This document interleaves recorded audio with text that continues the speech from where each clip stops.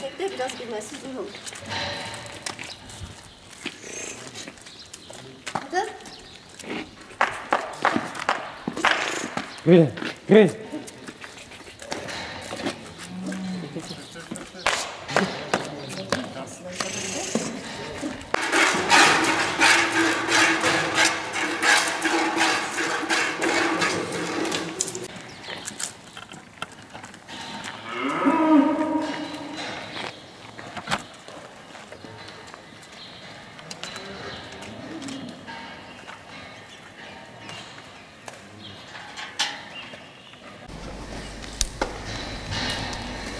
Çok teşekkür ederim DKDK'ya bize çok yardımcı olduğu için.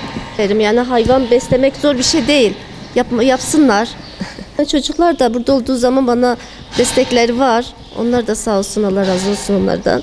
Şu an okuldalar. Evet. İşte bu küçükle yapıyoruz her şeyi. 25 tane hayvanımız var. Şu an ben 6 taneye sağıyorum. Diğerleri kuru dönemde. Olsa tek bu işle uğraşmıyoruz. Bizim küçük hayvanlarımız da var. Şu an sağımda bizi bekliyorlar. Kadın girişimcilere yani bu konuda Türkiye'mizi yani katkındırsınlar. Yardımcı olsunlar eşlerine. Hayvanlarla uğraşsınlar. Yani hayvanlarla uğraşmak güzel bir duygu. Girişimci olmak isteyen kadınlara yani cesaret etsinler. Cesaret etsinler yani zor bir iş değil. Korkmasınlar. Eşlerin arkasında dursunlar.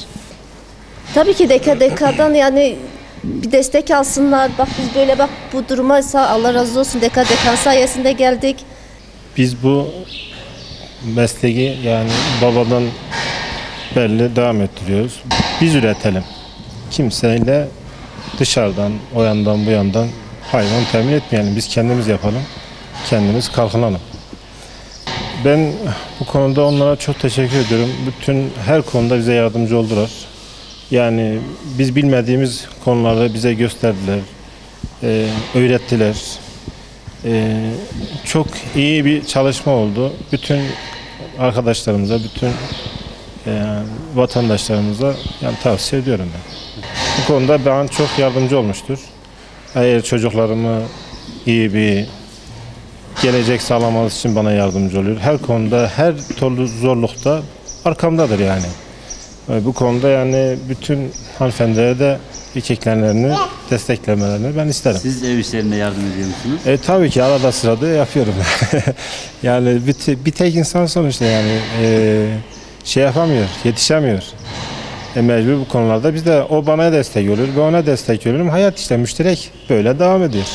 Meral Hanım'a ve eşine 2016 yılında yaklaşık 1.200.000 liralık bir proje tutarıyla bize başvurduklarında bunun %65'ini hibe olarak yaklaşık 800.000 lira civarında hibe olarak desteklerimizi verdik. Şimdi gelip gördüğünüz üzere işletme faal aktif bir şekilde yaşantısına devam ediyor, faaliyetine devam ediyor. Bu yatırımların ilimizde özellikle artmasını, çoğalmasını temenni ediyoruz. Bu yönde de gayretlerimiz, girişimlerimiz devam ediyor.